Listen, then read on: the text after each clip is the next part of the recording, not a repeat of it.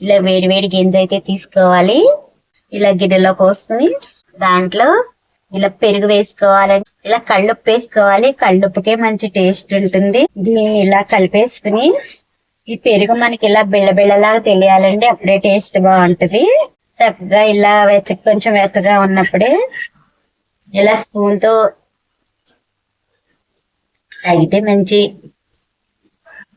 Taste ఉంటుందండి. Energy కూడా ఉంటుంది. స్పూన్ తో కూడా కాదండి, నిజానికి చక్కగా ఇలా మనం దోశలు పట్టుకుని